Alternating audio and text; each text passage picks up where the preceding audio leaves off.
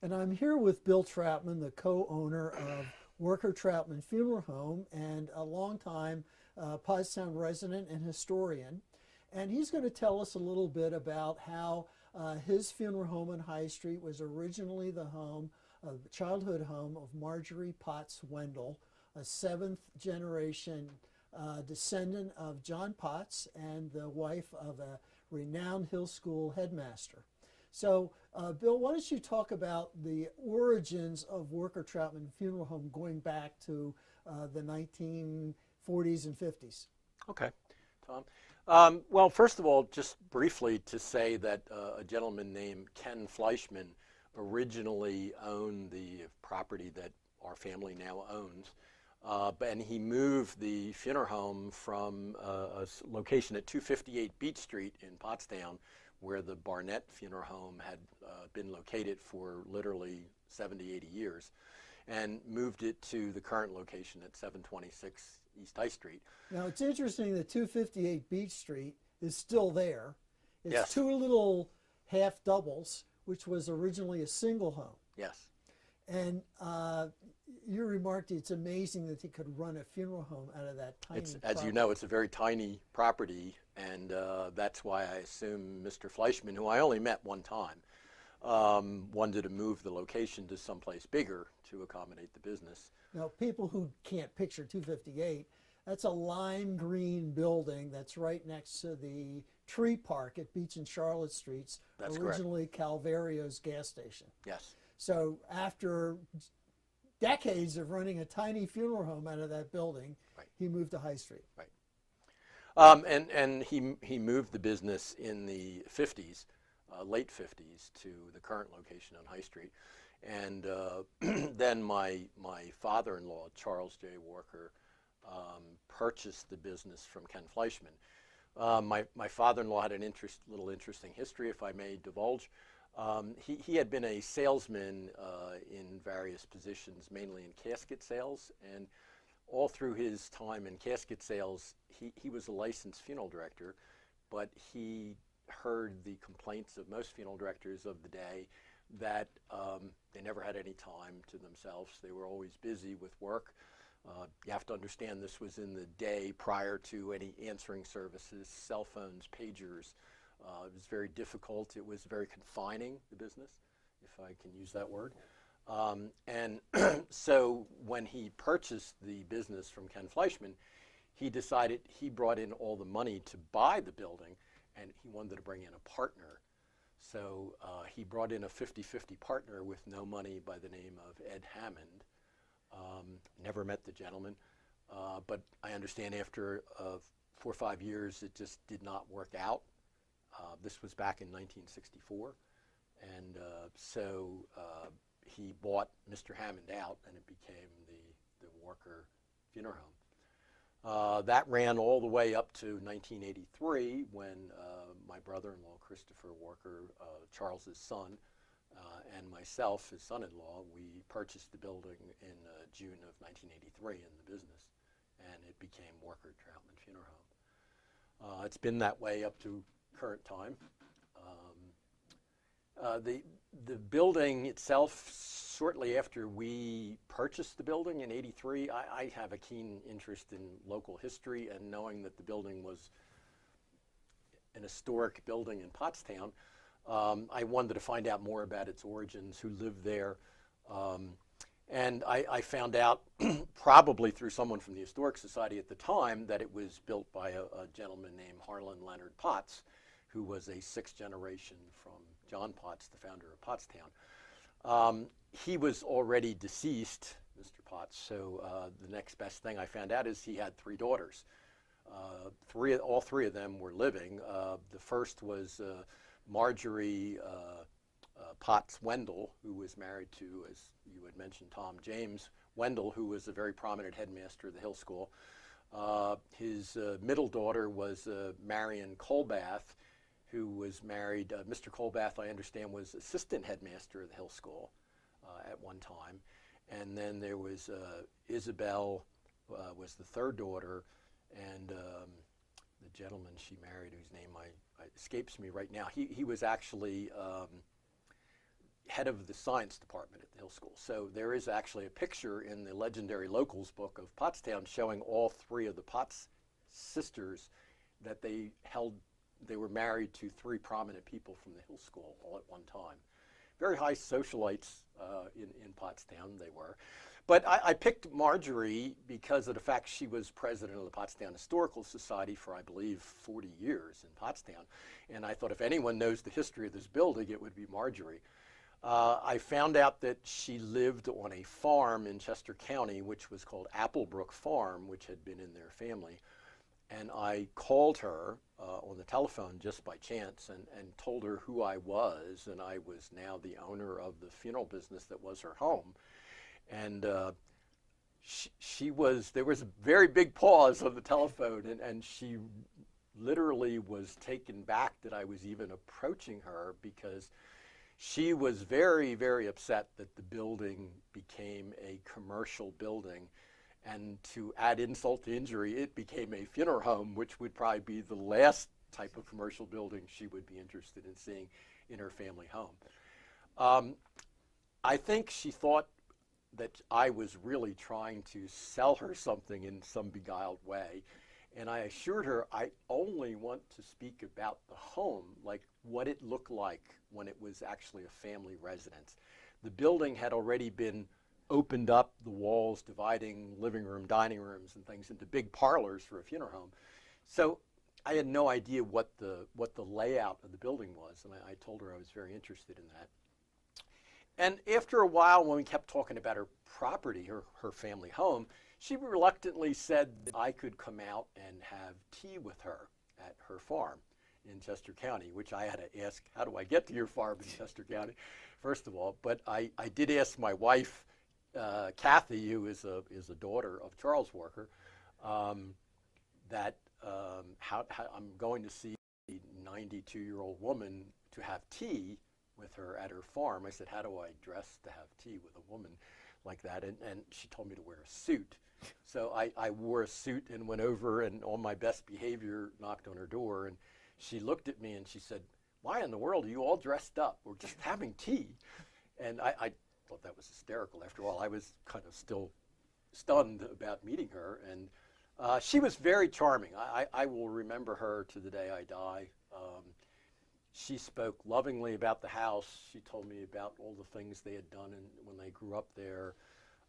She gave me pictures of her mother and father, portrait pictures. She gave me layouts when they sold the property after her father died, and all kind of other memorabilia. You know, a copy of the Potts family history, which in hardbound I understand is buying Pottstown collectibles. It's a pretty hard piece to find. And she had told me that when you're 92, young man, she said that you tend to outlive people and you inherit these books. So she said, if you're interested in reading it, I have like 11 copies, so you're willing to have one, which I thought was really nice. You know, she drew out, you know, what the house looked like, where the living room, dining room was, where they cooked, the upstairs layout, which is amazing to me. It had a billiard room, it had a library. She told me her father, Harlan Leonard, there used to be another garage on the back part of our property that housed a Stutz limousine, and she told me her dad went to work in a Stutz limousine every day. Now, the Potts Brothers Iron Company, which he was treasurer of, Mr. Potts, I understand was on Charlotte and Water Street at one time. But that's not very far from 726 High Street, and to go in a chauffeured limousine to your place of work, you know, it's just different time. Just beyond me. But yeah, she a wonderful woman. I don't know what more I can say about her. I mean, in any time that I was not sure of something, I could call her, she told me, and she would give me information. You know, I understood that most of the belongings of the funeral home, when it was a residence in the Potts family, Mrs. Wendell donated them to to the Historical Society, and the way I understand from the Historical Society is many of the pieces are currently at Pottsgrove, which would be John Pott's residence, the founder of Pottstown. And of course, your building is right across the street from from the Hill School. Right. So I'm sure she was in the Hill School all the time growing up. It was a Right. convenient place to play, I would assume. Right.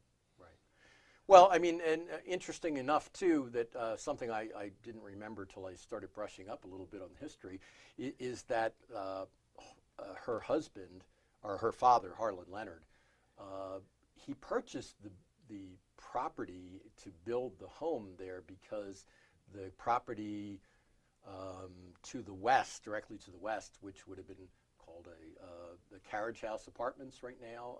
It was owned by a Dr. Elliker, is the only one I knew, but it was actually owned by her mother's family, and her maiden name was Saylor.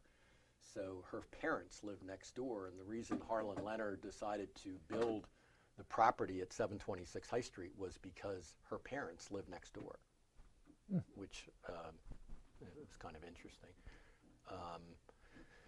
But you know, they had three children, as I mentioned before, and they were all famous in some right in Pottstown. You know, they all three women were prominent in the Hill School. It was a pretty amazing family. You know, I didn't go any further than that. I didn't go on to their children and what they did. So, Bill, would you like to tell us a little bit about some of your Pottstown memorabilia? Sure, I'd be glad to, Tom. This area is mainly concentrated on the wall of Saratoga Park. At one time, a very beautiful park in Lower Pottsgrove. This particular picture I'm very proud of, in the fact that this was from the Pottstown Passenger Railway Company, which was the trolley that founded the park out there. And at one time, if you look at how lovely that park was, and it's amazing to believe that it's in such disrepair now. The lake was, it wasn't it's not as big as it is there. And it had a roller coaster at one time and various amusements. Some of the frame pictures here are for excursions that happened at Saratoga Park from different companies. I have a stock certificate, which I really like, of Pottstown things. This is the Pottstown Passenger Railway Company, which was the trolley that went to Saratoga Park and founded it. I also have, very small to see, but that is one of the conductor's badges from the Pottstown Passenger Railway Company. I don't know if he actually wore it on his cap or wore it on his shirt, but yeah, very proud of that. Also, one of the things that I've never seen before is a pennant of Saratoga Park, which I have, as well as some photos of the roller coaster that used to be there. So, little known fact about the roller coaster at Saratoga Park is the fact that the story has it that A.D. Moyer Lumber Company was started from the wood that was taken down from the roller coaster in Saratoga Park. So, and they were recycling. They dismantled the roller coaster and used the wood and I understand that's what started, you know, A.D. Moyer. So let's come over here and look at some of the stationery you have. Bill, you have a very interesting collection of letterheads from Pottstown businesses. Could you tell us a little bit about them? Sure. I love old stationery. I love stock certificates, older things from Pottstown. These are a collection of more of the stationery that has various images of things from people's businesses. At the time, if you were a plumber, you put on an old tub on your stationery, or you were in a livery service, you showed your carriage. You know, they were quite interesting. The stove makers showed their stoves. I probably have about 200-300 pieces of stationery. These are some of the showier ones that I've had framed. They are architecturally done so that we're not actually putting some sort of glue on the back of them. They could actually be taken off that board. Above it, we have some pennants from the Pottstown Fair. Which was located where? was located in what was called Mill Park, and my understanding, Mill Park is where currently the Walmart is. That area out there. These are two from 1915, although the Pottstown Fair went back well to the turn of the century. These are probably the latter days of the fair. And I see up there you have a very interesting meter head. Yes, the coin op meter, that used to be the meter that was in front of our funeral business at 726 High Street. A dear gentleman that has passed away had given me that and assured me that that's the one that was in front of the funeral home. So obviously I wanted to purchase that. Some of the things that we have on display here, an old spice box from Achenbach's, which was a store in Pottstown at one time, a grocery store. We have various what were called tip trays. I'm not exactly sure how they received that name, but advertising Farrah soft drinks, and also a stove from March Brownback that was manufactured in Pottstown. We also have a pin cushion from Saratoga Park. That was a giveaway at Saratoga Park. And also from one of the newspapers, the Pottstown News Company. Behind it is an interesting Pottstown collectible that is the Eureka fly plate company. That is the box that the fly plates came in, and then there is one of the fly plates that you pulled off the paper and it was sticky and it caught the flies that were there. Above it were rather unique. They were some trade cards that were used to advertise the Eureka fly plate company product. Behind it is a paper sack from the Pottstown roller mills. Very hard to find anything that's not from plastic today. You know, you're going back when people actually bought flour in a paper sack like that. Prior to that, it was probably some sort of burlap. Various trade cards from different businesses in Pottstown. This is a silk from Jay's Thread Company in Pottstown. I'm not even sure where that was located. If you look up above, we have various tins from the Hendricks Pretzel Company, mostly. It was a pretzel company that used to exist in Pottstown. We also have Mrs. Smith's made butter pretzels. You know, there's something that I didn't know about till I started collecting Pottstown things. Other than pies, they had made apparently pretzels at one time. We have a hat box from another not manufacturer, but storefront in Pottstown at High and Penn Street. And we also have the Pottstown Abattoir, which was an interesting business that used to be located in what was called the Bar Arcade, which was taken down in Pottstown years ago, which was right near Charlotte Street, across from the Farmers Market. Shame that building was taken down. Below it, we have some things from Ringing Rocks Park. Again, I have a stock certificate from the Ringers, the Ringing Rocks Electric Railroad Company. That was the trolley that ran out to Ringing Rocks. These parks mainly started because of the trolleys. The trolleys invested money into making a park so they had some place to take people for entertainment. You know, it shows a brochure of Ringing Rocks Park that actually opens up and has some features of it. And once again, this is a frame of some scenes in Ringing Rocks Park that the trolley company advertised. And again, the trolley company was the Ringing Rocks Electric Railroad Company.